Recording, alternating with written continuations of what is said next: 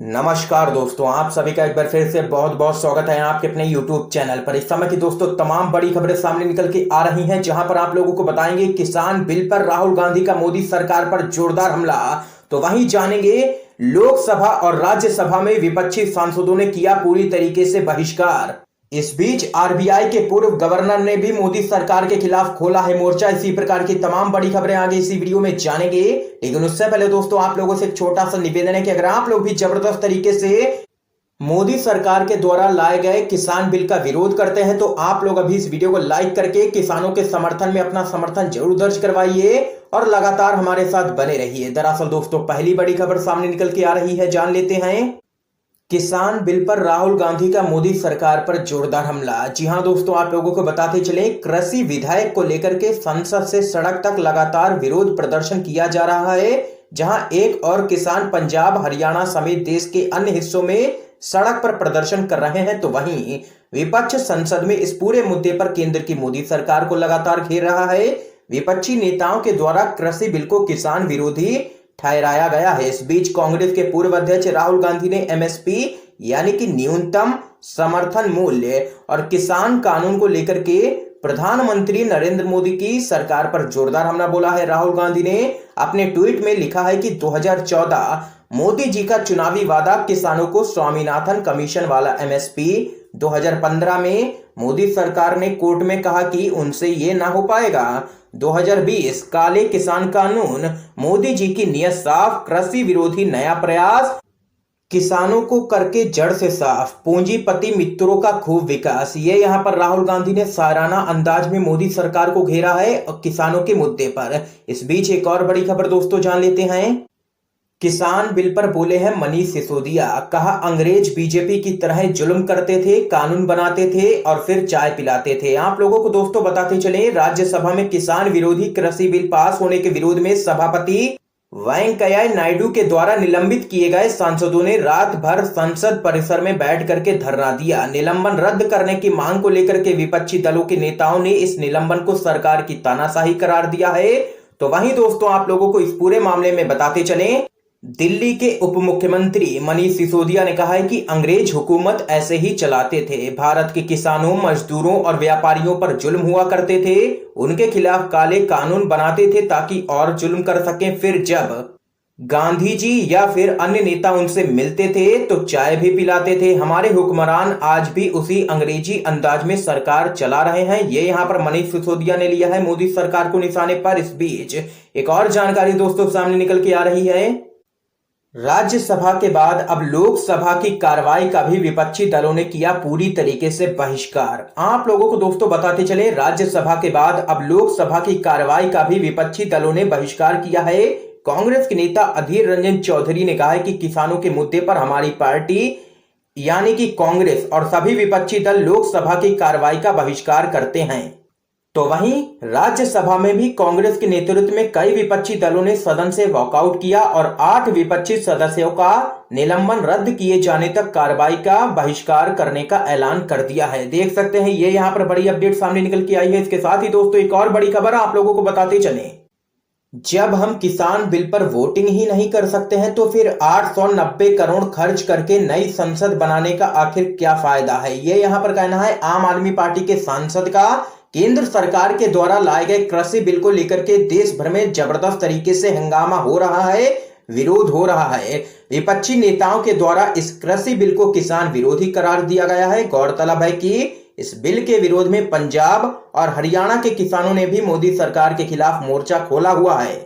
तो वहीं इस पूरे मामले में आम आदमी पार्टी के सांसद भगवंत मान ने मोदी सरकार को घेरते हुए कहा है कि अगर सांसद सरकार से संसद में सवाल नहीं पूछ सकते, सरकार की कोई आलोचना नहीं कर सकते और किसी बिल पर वोटिंग नहीं कर सकते तो फिर टाटा ग्रुप से 890 करोड़ में नई संसद बनवाने का क्या फायदा। आत्मनिर्भर लोकतंत्र आत्महत्या पर मजबूर है। ये यहाँ पर आम आदमी पार्टी के सांसद भगवंत मान ने लिया है मोदी सरकार को निशाने पर। इस बीच एक और बड़ी खबर दोस्तों जान लेते हैं। चुनावी हलफनामे पर शरद पवार और सीएम उद्धव ठाकरे समेत 4 को आईटी का नोटिस, बोले कुछ लोगों से केंद्र को है प्यार। आप लोगों को दोस्तों बताते चलें, चुनावी हलफनामे को लेकर के एनसीपी चीफ शरद पवार महाराष्ट्र के मुख्यमंत्री उद्धव ठाकरे, उनके बेटे आदित्य ठाकरे और एनसीपी सांसद सुप्रिया सुले को आयकर विभाग ने नोटिस भेजा है। यह बात शरद पवार ने एक प्रेस कॉन्फ्रेंस के दौरान बताई है। इसके साथ ही आरोप लगाया है कि सरकार अपने राजनीतिक विरोधियों के खिलाफ इनकम टैक्स के नोटिस भिजवा करके उनके खिलाफ प्रोपेगेंडा रच रही है। इसके साथ ही दोस्तों एक और बड़ी खबर जान लेते हैं।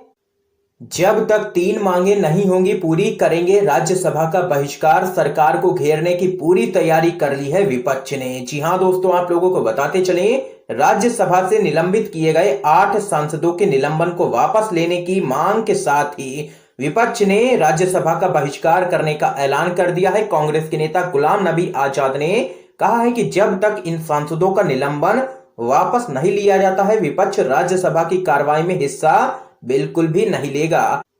नेता प्रतिपक्ष गुलाम नबी आजाद ने इन निलंबित सांसदों से मुलाकात की है और इसके बाद अपनी मांगे सामने रखी हैं। उन्होंने कहा है कि हमने राज्यसभा में कांग्रेस पार्टी की तरफ से 3 महत्वपूर्ण मांगे रखी हैं। पहली मांग है कि सरकार एक नया बिल लाए जिसमें यह बात सुनिश्चित की जाए कि कोई भी प्राइवेट कंपनी एमएसपी के नीचे किसानों से कोई भी उपज नहीं खरीद सकती है।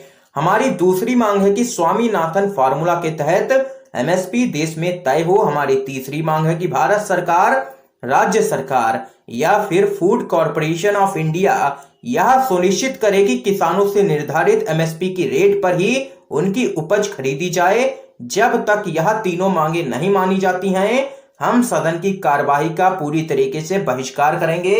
ये यहाँ पर कांग्रेस और पूरे विपक्ष ने कर दिया है ऐलान। इस बीच एक और बड़ी खबर दोस्तों जान लेते हैं। किसान बिल को लेकर के प्रियंका गांधी ने पीएम मोदी से पूछे हैं कई सवाल। आप लोगों को दोस्तों बताते चलें, मोदी सरकार के द्वारा लाए गए कृषि बिलों का किसान जबरदस्त तरीके से विरोध कर रहे हैं। ना सिर्फ किसान बल्कि विपक्ष ने भी इस बिल को लेकर के मोदी सरकार की काफी कड़ी आलोचना की है और मोर्चा खोला हुआ है। तो वहीं कांग्रेस महासचिव प्रियंका गांधी ने भी मोदी सरकार पर इस बिल को लेकर के निशाना साधा है। कांग्रेस महासचिव ने ट्वीट करके कहा है कि अगर ये बिल किसान हितैषी है तो समर्थन मूल्य यानी कि एमएसपी का जिक्र आखिर बिल में क्यों नहीं है। प्रियंका गांधी ने आगे लिखा है कि बिल में क्यों नहीं लिखा है कि सरकार पूरी तरह से किसानों का संरक्षण करेगी। सरकार ने किसान हितैषी मंडियों का नेटवर्क बढ़ाने की बात बिल में क्यों नहीं लिखी है। आखिर कांग्रेस महासचिव प्रियंका गांधी का कहना है कि सरकार को किसानों की मांगे सुननी ही पड़ेंगी। इससे पहले प्रियंका गांधी ने सरकार से पूछा था कि खेती किसानी में कांग्रेस सरकार ने न्यूनतम समर्थन मूल्य व मंडियों के संरक्षण का प्रावधान किया जिससे कि किसानों का पूंजीपतियों के हाथों शोषण ना हो। कांग्रेस महासचिव ने पूछा, अगर एमएसपी के किसान हितैषी प्रावधानों में कोई परिवर्तन नहीं है तो भाजपा की सरकार एमएसपी के संरक्षण को बिल में डालने से आखिर क्यों डर रही है। ये यहाँ पर प्रियंका गांधी ने तमाम सवाल पूछे हैं केंद्र की मोदी सरकार से और किसानों के मुद्दे पर घेरा है मोदी सरकार को। इसके साथ ही दोस्तों एक और बड़ी अपडेट सामने निकल के आ रही है, जान लेते हैं। सरकारी शिकंजे में जकड़े हुए हैं बैंक। आरबीआई के पूर्व गवर्नर रघुराम राजन और विरल आचार्य ने पेश की है बैंकिंग की भयावह तस्वीर। आप लोगों को दोस्तों बताते चले, एनडीए सरकार के मुखर आलोचक माने जाने वाले आरबीआई के पूर्व गवर्नर रघुराम राजन ने सरकार की नीतियों पर हमला करते हुए कहा है कि सरकारी बैंकों के कामकाज और नियुक्तियों में सुधार के लिए मोदी सरकार अभी तक सिर्फ प्रयास ही कर रही है। उन्होंने एक पेपर में बैंकों की व्यवस्था दुरुस्त करने के लिए 2015 में हुए ज्ञान संगम की नाकामी पर भी प्रकाश डाला है। इस पेपर को राजन ने आरबीआई के पूर्व डिप्टी गवर्नर विरल आचार्य के साथ लिखा है, जिन्होंने मोदी सरकार की आरबीआई में बढ़ती दखल अंदाजी से चिढ़ करके अपना इस्तीफा दे दिया था।